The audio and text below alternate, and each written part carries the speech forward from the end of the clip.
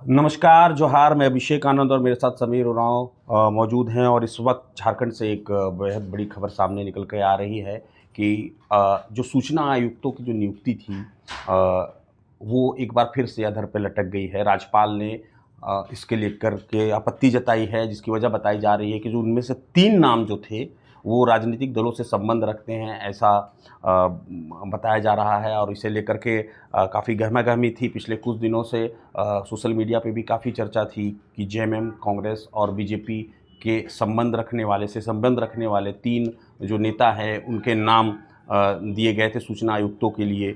तो ऐसे में राज्यपाल ने इस पे आपत्ति जताते हुए फ़िलहाल इस पर रोक लगाई है। ज़्यादा जानकारी हम समीर से लेंगे। समीर, क्या कुछ कह रहे हैं, क्या कुछ हुआ, वो बताएं। जी, मुख्यमंत्री जो चयन समिति के जो टीम थे जिन्होंने सूचना आयुक्तों के लिए 4 नामों की सिफारिश भेजी हुई थी राज्यपाल के पास में। उनमें पहला नाम था वरिष्ठ पत्रकार अनुज सिन्हा। दूसरा नाम था तनुज खत्री। आरोप है कि तनुज खत्री झामुमो से संबंध रखते हैं। और दूसरा नाम है शिवपूजन पाठक। आरोप है कि वह बीजेपी से संबंध रखते हैं। और तीसरा नाम अमूल्य नीरज खलको का है। और ऐसा आरोप है, जो शिकायत करता है उनका आरोप है कि वह कांग्रेस से संबंध रखते हैं, है ना। अब इन नामों पर राज्यपाल की जो भी टीम है उन्होंने समीक्षा बैठक की और समीक्षा में ये पाया गया कि इन तीन नामों पर आपत्ति है। ये 3 नाम जो हैं किसी न किसी राजनीतिक दल से संबंध रखते हैं। इसको लेकर के उन्होंने वापस मुख्यमंत्री को फाइल लौटा दी है और उनसे स्पष्टीकरण मांगा है कि ये किस आधार पर, है ना, मुख्य सचिव आयुक्त की अहर्ता को पूरी करते हैं। पूरा मामला ये है कि इससे पहले जो आरटीआई के जो सामाजिक कार्यकर्ता एक सुनील महतो करके, उन्होंने एक राज्यपाल को एक शिकायत भेजी हुई थी।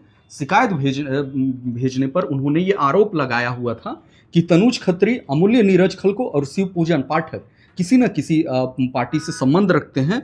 उनका कहना है कि आरटीआई एक्ट 2005 के अध्याय 4 के अनुसार सूचना आयुक्त किसी भी राजनीतिक दल से संबंध नहीं होना चाहिए। वह किसी लाभ के पद पर या सांसद, विधानमंडल का सदस्य भी नहीं हो सकता है।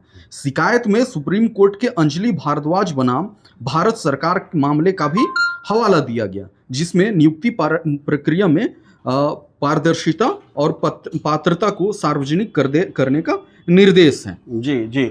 ये जैसा कि समीर बता रहे हैं, जो 3 नाम जो हैं विभिन्न राजनीतिक दलों से, तनुज खत्री जिनका नाम जेएमएम से जोड़ा जा रहा है, शिवपूजन पाठक जो कि बीजेपी से जिनका नाम है, और अमूल्य नीरज खलको जो कि कांग्रेस से आते हैं। तो इन नामों को लेकर के काफ़ी चर्चा थी। तनुज खत्री जेएमएम में रहते हुए प्रवक्ता भी रहे हैं। शिवपूजन पाठक को लेकर के कहा है, जो बातें सामने आई हैं कि वो उन्हें बताया जा रहा है कि वो मीडिया प्रभारी है।